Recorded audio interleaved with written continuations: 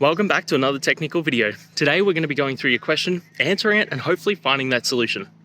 Guys, remember to stay just a little bit crazy like me, and hopefully you get to that resolution. Now, let's continue on to the video.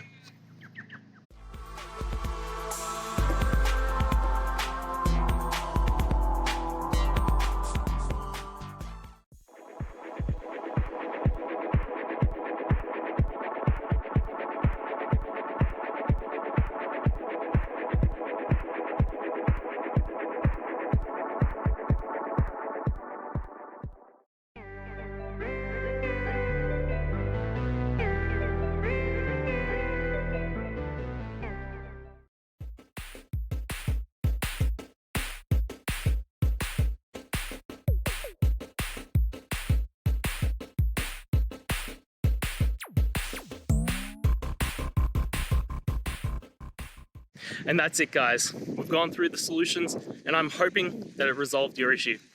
If it did, please hit the subscribe button. I'd really appreciate it.